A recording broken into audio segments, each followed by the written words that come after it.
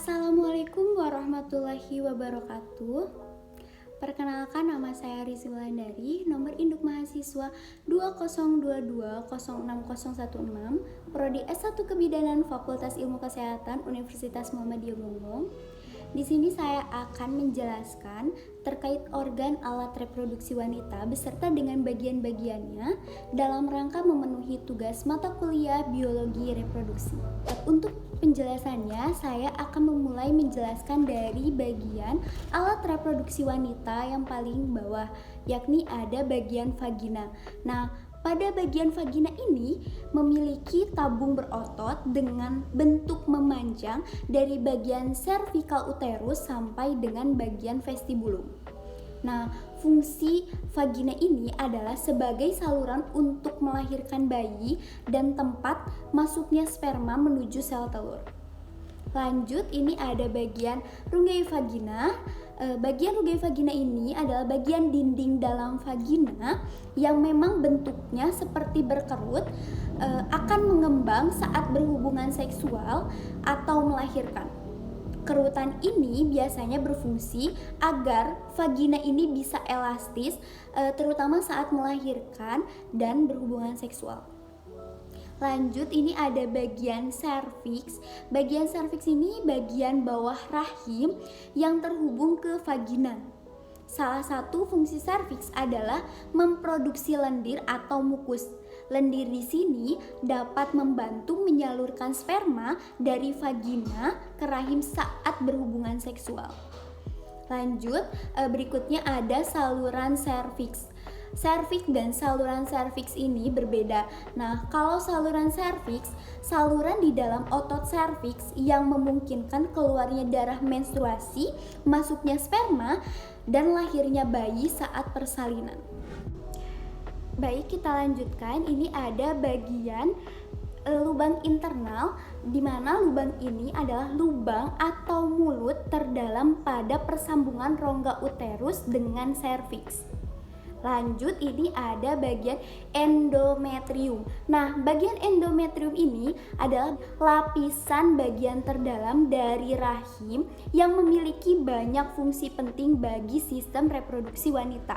Salah satu fungsinya untuk memungkinkan dalam proses implantasi embrio agar sel telur yang telah dibuahi dan menempel dapat berkembang dengan baik.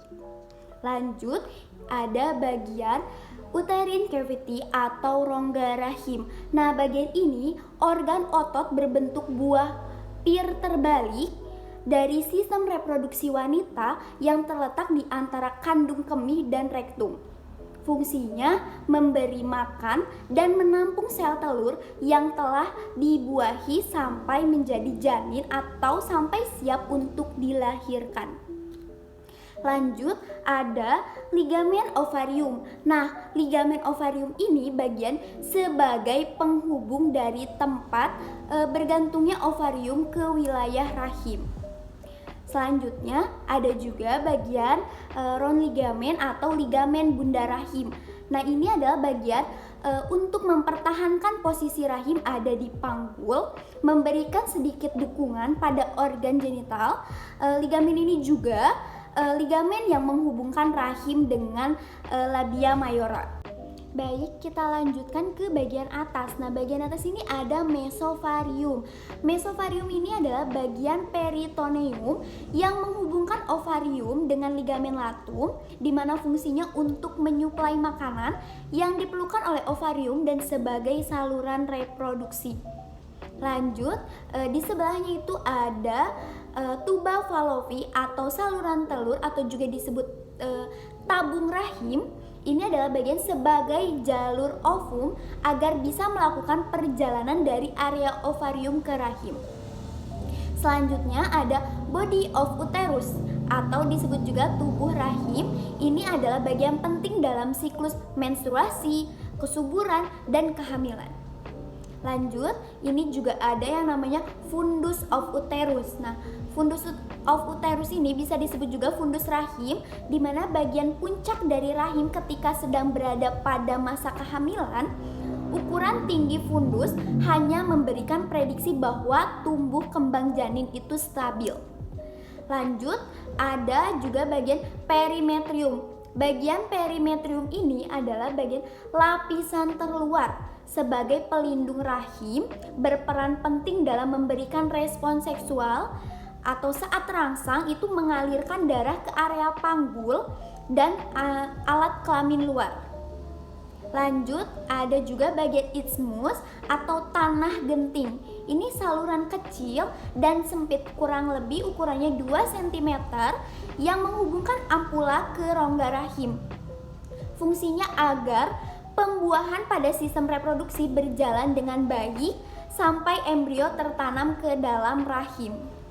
Selanjutnya ada ampula. Nah, ampula di sini bagian terpanjang dan terluas dari saluran tuba falopi. Mempunyai dinding yang sangat tipis dan saluran yang lebar. Tempat bertemunya sel telur dan sel sperma.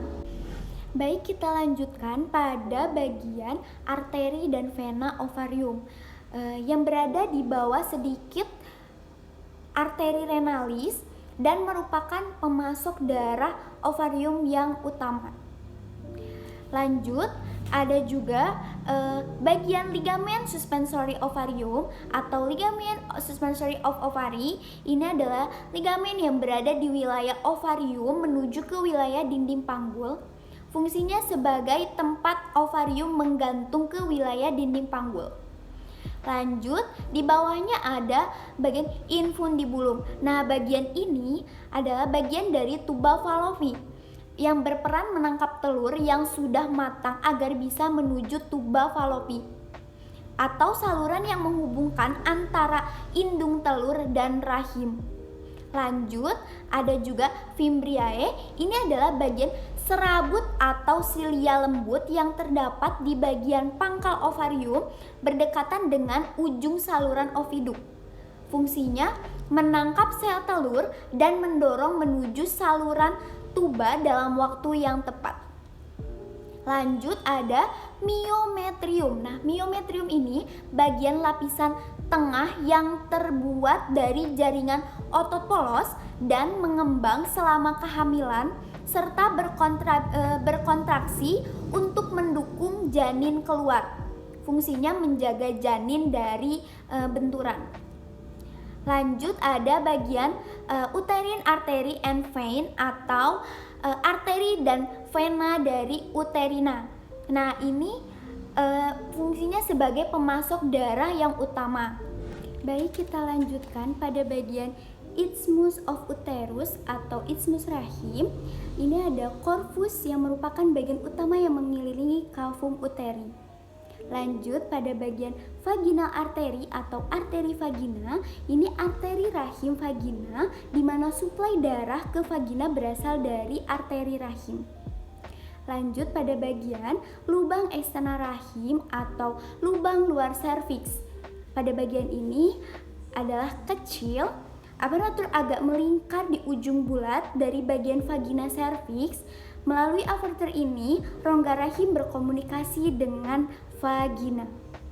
Dan yang terakhir ada ovari atau ovarium. Bagian ini memproduksi dan menyimpan telur serta menghasilkan hormon wanita seperti estrogen dan progesteron yang berperan dalam memproduksi sel telur sejak membentuk janin dengan jumlah sel jutaan pada setiap ovariumnya. Semoga bermanfaat. Sekian, terima kasih. Wassalamualaikum warahmatullahi wabarakatuh.